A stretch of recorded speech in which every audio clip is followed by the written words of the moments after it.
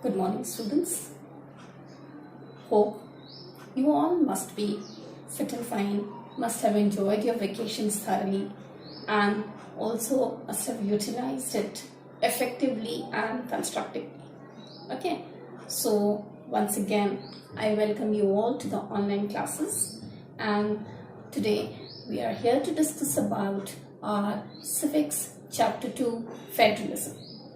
So let us start out. When we talk about federalism, children, what exactly do you mean by the term federalism? You will see, federalism is a system of government in which power is divided between central authority and its various constituent units of the country. That is, power is not concentrated in one man's hand or at one particular level. Rather, it is being widely distributed among various levels or tiers of the government. Like, for example, you will see some power is in the hands of the central government, some in the hands of the state government, some power is being given to the local government. So this distribution of powers among various levels of the government is called to be as your federal system of government, right? You will see, let's recall our first chapter, the previous chapter from your civics textbook, that is your power sharing. In this particular chapter, we had taken up the case studies of two different countries. That is, one was of your Belgium, another one was of your Sri Lanka. You will see, in Belgium, we had seen that power, initially, it was with central government, right? And it was being given to the state government and to the regional government. But you will see, this particular power, which existed earlier, could be withdrawn by the central government at any point of time. Only in the year 1993, when you will see amendments were being made out. This particular amendment led to the change in the distribution of power. You will see from there onwards, the power which was being given to the state government and to the regional government could no longer be taken up. That is, state government and central government was also not dependent on the central government. So, there was a shift from unitary form of government structure to the federal form of government, right? So you will see Belgium shifted from unitary form to a federal system, and Sri Lanka continues to be a unitary system of government, right? So you see, let us here discuss about the basic concepts or points of difference between what exactly is your unitary government and what exactly is your federal form of government. So let's discuss out. When I talk about unitary form of government, you will see it's a single government. That is, only one level is there. Whereas in federal government, it's a dual government. That is, it has got a national government. You will see a state government is there, or you will see the regional government exists. So this is one of the basic difference. Apart from that, when we talk about unitary form of government, constitution may be written or it may not be a written one. That is, when we talk about a written form of constitution, France is an example of a written form of constitution where you have a written constitution, whereas Britain, they do not have written constitution. In case of federal government, written concept is a must. Constitution should be a written one. Take for example India. India has got a written form of constitution. Apart from that, in unitary form of government, there is no division of power. All the powers are vested in the hands of the national government. Whereas, when I talk about federal government, you will see there is a division of power between the national and the regional government, right? You will see some powers of the national government is being given to the state government and to the national government.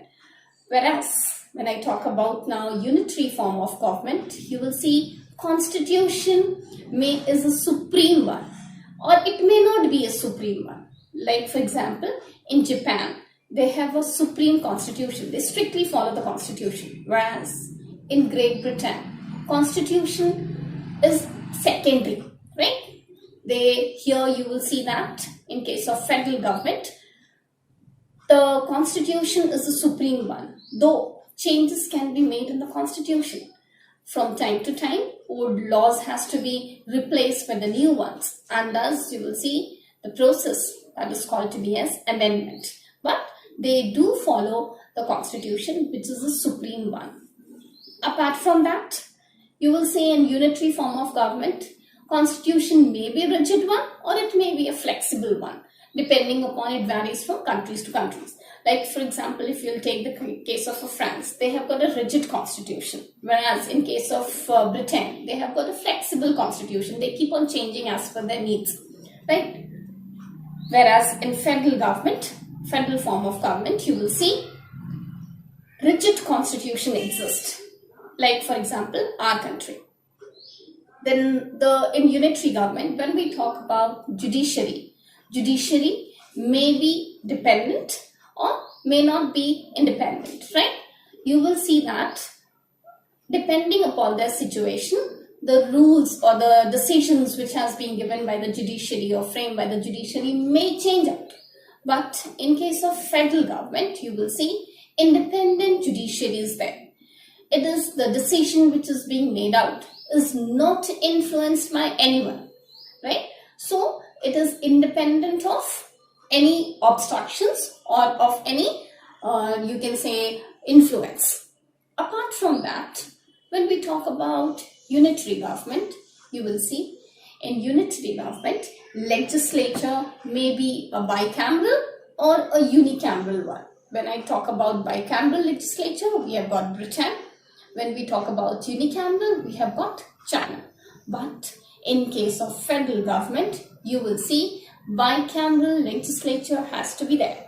Like for example, you will see India. We have got two houses, Lok Sabha as well as the Rajya Sabha. So the representatives of both the houses are there, right? So this is one of the important feature of your federal form of government.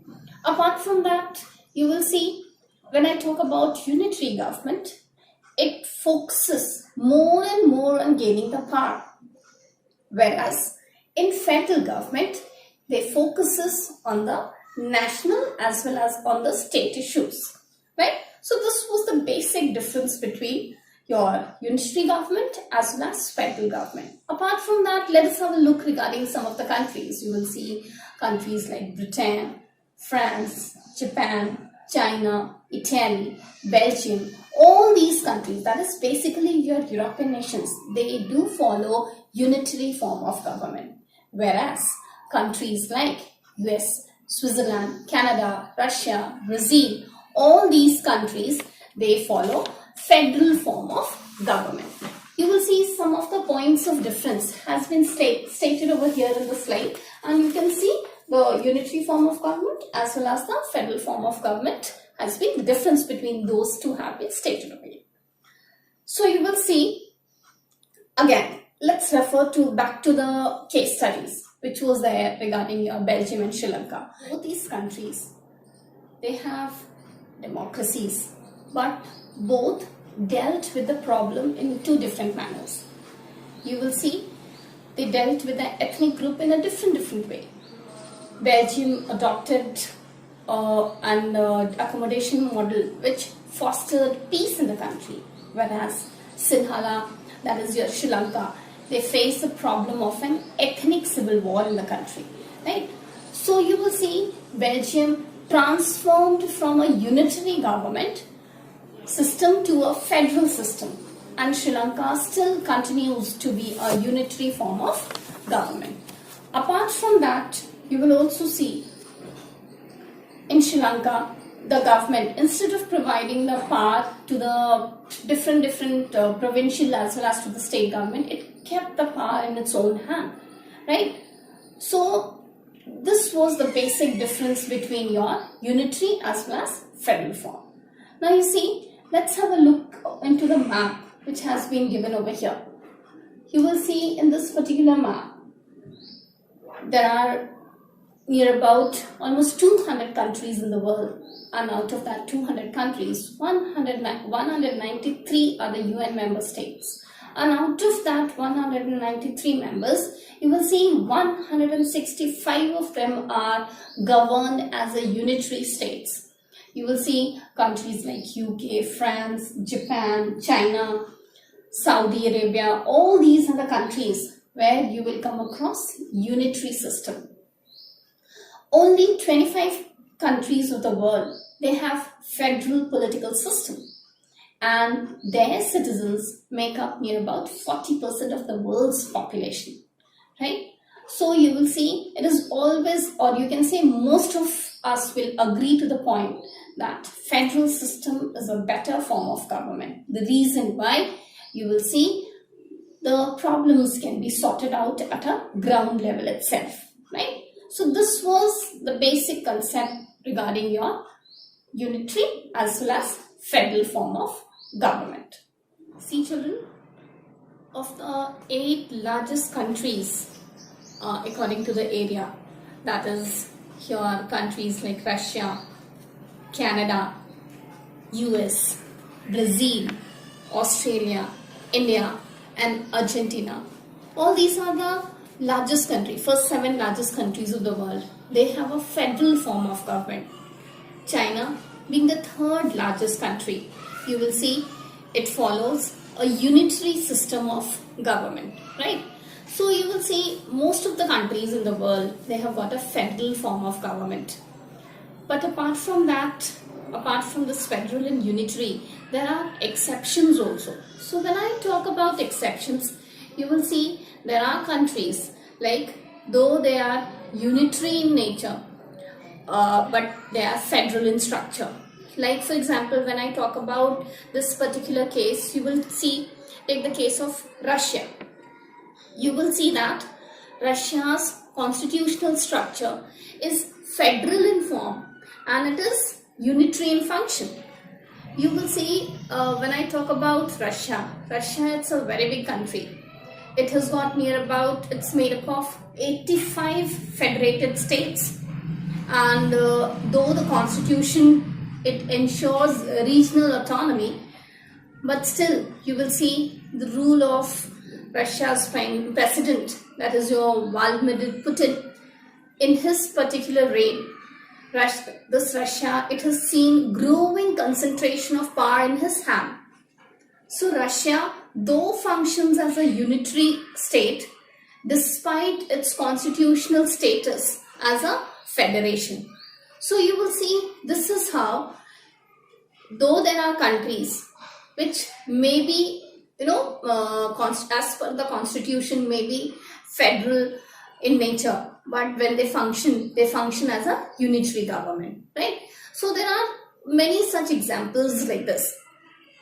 So I hope with this particular example, it must be quite clear, like what exactly is your unitary state as well as what exactly is the federal state, right? So, but when we talk about India, we'll see India is a federal state. Fine, children? Now, let's see, when I talk about federalism, what exactly do you mean by federation? You will see federation means treaty or agreement, right? You will see it's a new state, that is a political system which is being formed through a treaty or an agreement between various units.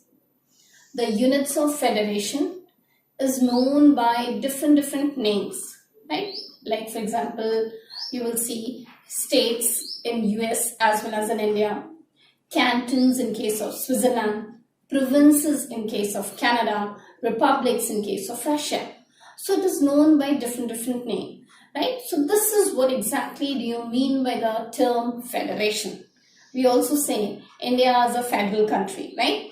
So today we are going to just discuss about this much, and in our next lecture we are going to discuss about what exactly are the features of federalism. Fine, children? So see you in the next lecture. Till then, goodbye, take care, stay safe.